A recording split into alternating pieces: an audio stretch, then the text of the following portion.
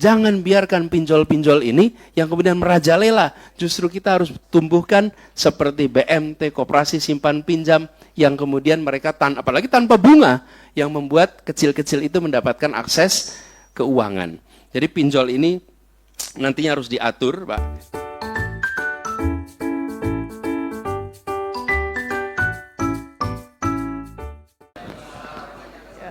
Selamat sore Pak Anies, yang tadi sore di Jogja, sekarang udah di Sukabumi lagi ya Pak.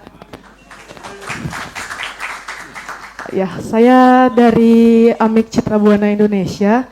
Namanya siapa? Ayu Andari. Ya, siapa tahu di masa depan bisa bekerja sama dengan Bapak ya Pak.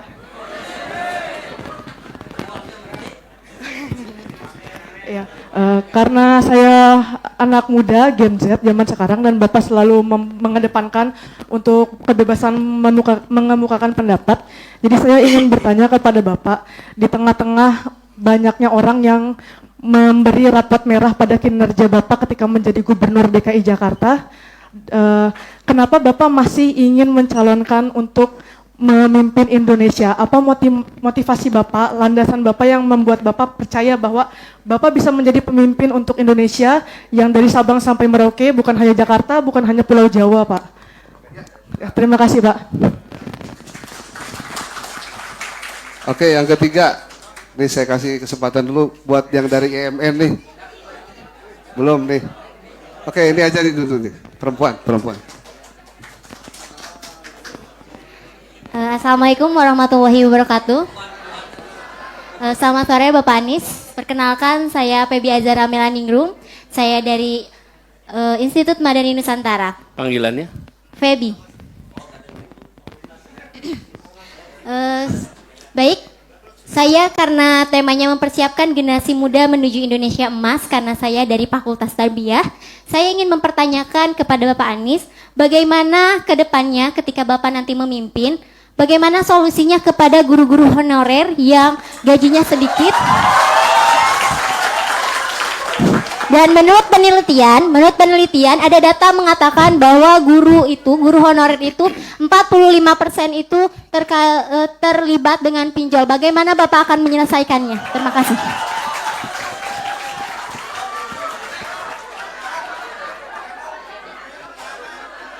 Oke, terima kasih. Sementara 3 dulu, nanti takut nggak kejawab malah. Ya, oke, silakan. Pertanyaan pasti banyak, saya yakin. Pak Kun, tentang Tanhana Dharma Mangrua. Ya. Silakan. Ini seru Pak, jadi banyak sekali problematika yang ada di masyarakat. Soal Ayu Andari tadi, banyak yang beri rapot merah pada Anda, kenapa tetap maju? Begini, ini juga termasuk trending topik. Bisa di-trending topikkan, bisa digaungkan. Karena itu, saya mengusulkan ketika menilai, bukan dari menilai apa yang dikatakan di sosmed. Ketika menilai begini, apa yang dijanjikan dan apa yang terlaksana. Disitulah penilaian yang paling objektif. Loh, dulu janji apa? Terlaksananya apa? Nah, sekarang saya kasih contohnya. Partai Nasdem adalah partai pendukungnya Pak Basuki Cahayapurnama, bukan pendukungnya Anies Baswedan. Dan Partai Nasdem adalah partai termasuk Metro TV mengkritik terus Gubernur DKI Jakarta. Betul tidak? Betul. Lalu apa yang terjadi? Partai Nasdem kemudian mereview, bener nggak sih yang diomongin orang-orang ini? Ketika mereka melihat sendiri, melihat faktanya, melihat itu, justru dia menjadi partai pertama yang mengatakan kami mendukung Gubernur DKI Jakarta. Loh, kalau yang dukung Anies pertama kali PKS, memang PKS dari dulu mendukung. Betul tidak? Loh, ini adalah mereka yang terus-menerus mengkritik sampai pada akhirnya, Bung, berhentilah ngomong soal fiksi ini. Saya pengen lihat faktanya. Tunjukin faktanya. Lihat apa yang terjadi di Jakarta. Apa yang dijanjikan di Jakarta. Apa yang muncul di Jakarta. Ternyata banyak yang tidak dijanjikan malah dilaksanakan di Jakarta. Oke? Jadi kemudian, ketika tadi ditanya kenapa saya tidak pernah mengajukan diri, mana Ayu tadi Ayu? Ayu, saya tidak pernah mengajukan diri, Ayu. Saya ini lagi tengah-tengah bertugas, dipanggil Anies, kami menugaskan Anda menjadi calon presiden. Bukan saya datang ke Nasdem, ke PKS, saya mau jadi calon, bukan. Dan ketika itu dikatakan, saya bilang izinkan saya untuk memikirkan tentang tugas ini. Apa yang saya kerjakan? Tanya sama ibu lah. Kalau ibu saya ridho, saya jalanin. Kalau ibu saya tidak ridho, saya tidak akan jalanin. Sesimpel itu. Jadi, saya kemudian bilang, kalau Partai Nasdem yang dulunya tidak mendukung, malah jadi pendukung pertama, dan akibat mendukung Anies, apa yang terjadi pada Nasdem? Harus saya ceritakan di sini. Udah tahu semua kan? Apa yang terjadi coba? Dia mengalami tekanan A, B, C, D. Benar tidak? Kisi-kisinya aja, Pak. Biasa. Udahlah, kisi-kisi online ada semua. Iya. Apa yang terjadi? Tantangannya luar biasa. Nasdem menghadapi tantangan. Kenapa? Karena dia memilih untuk mendukung Anies. Kalau Nasdem mau relax, Pak Surya Paloh usia 72 tahun, Pak. Kalau beliau mau relax saja, tinggal ikut aja, nggak akan mengalami tekanan seperti sekarang ini. Beliau apa yang dia katakan? Dan dia bilang kepada saya, Bung Anies, kita ingin Indonesia yang lebih baik. Kita ingin Indonesia yang nantinya kita bisa berdiri dengan bangga. Saya minta Anda untuk menjadi yang di depan di dalam melakukan perubahan untuk Indonesia. Oke? Dan saya bilang ini sebuah kepercayaan, ini sebuah amanah. Dan tantangannya besar sekali. Jadi Ayu, ketika dikatakan, misalnya ini saya katakan bahwa ini air minum, tapi kalau ada 1000 orang mengatakan ini adalah air keras, maka terbentuklah persepsi ini adalah air keras. Gimana cara membantahnya?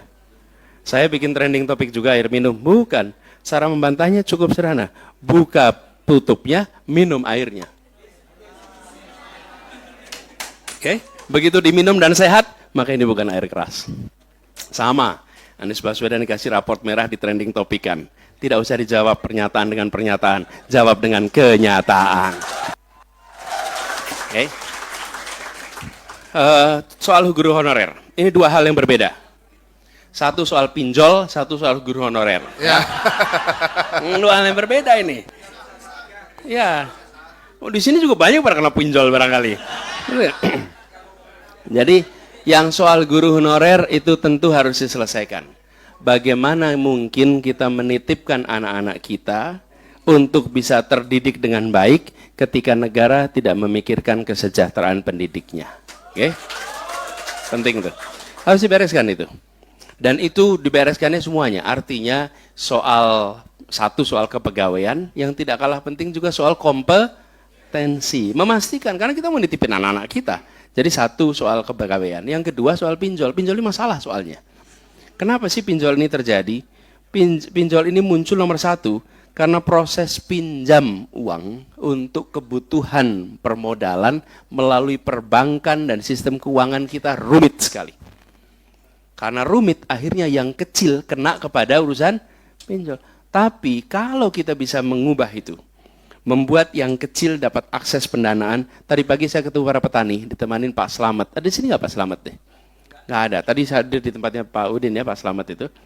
Itu ada simpan pinjam yang mereka gunakan. Dan dia ceritakan bahwa tingkat ketidakbayarannya nol. Dan Bapak Ibu lihat, kalau Bapak Ibu lihat BMT itu banyak sekali yang melakukan simpan pinjam. Tingkat ketidakbayaran itu sangat rendah. Ini yang harus kita dorong. Jangan biarkan pinjol-pinjol ini yang kemudian merajalela. Justru kita harus tumbuhkan seperti BMT, koperasi simpan pinjam, yang kemudian mereka apalagi tanpa bunga, yang membuat kecil-kecil itu mendapatkan akses keuangan. Jadi pinjol ini nantinya harus diatur, Pak. Dan kita buat supaya mereka, ini udah diingetin semuanya nih, Pak. Waktunya udah habis nih. Nanti sebenarnya bukan soal di sini ya, kasihan yang nunggu yang berikutnya nih ya. Jadi kira-kira begitu ya jawabannya. Bapak Ibu sekalian, yang terakhir sebelum diakhiri, saya ingin sampaikan kepada adik-adik semua yang pada mahasiswa. Ini titip untuk mahasiswa, bukan untuk yang bapak-bapaknya, bukan Bapak Ibu, mahasiswa. Anda Selama kuliah, manfaatkan untuk pengembangan diri dalam arti yang sesungguhnya. Masa kuliah adalah periode yang Anda tidak bisa ulang. Tidak bisa diulang. Di sini tolong saya pesan, aktif dalam kelas dan aktif luar kelas. Aktiflah di luar kelas, apapun itu. Apapun itu. Paduan suara pun penting. Ya? Jadi jangan apapun itu. Tapi pesan saya, yang kedua, Anda sedang jadi mahasiswa nih. Kalau Anda tanya pada diri sendiri, apakah saya sedang dalam rute yang tepat atau tidak? Saya sebagai mahasiswa. Maka cari satu indikator yang paling sederhana. Kalau saya boleh usul indikatornya. Anda waktunya longgar atau Anda waktunya sibuk? Nggak usah dijawab sekarang, Anda renungkan sendiri. Kalau waktu Anda longgar, Anda sedang masuk jurusan yang salah. Anda sedang menuju pada kegagalan. Anda sedang menuju kepada permasalahan.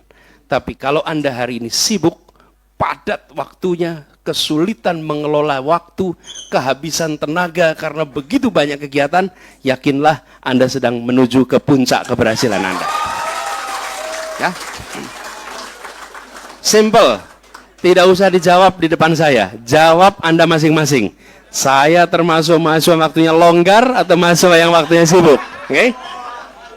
Begitu Anda masuk rombongan yang longgar, ketahuilah Anda sedang menuju kegagalan. Oke?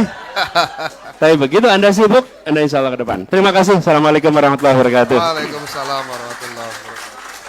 Halo teman-teman, jangan lupa terus saksikan konten-konten di Eno Glowing, like and subscribe.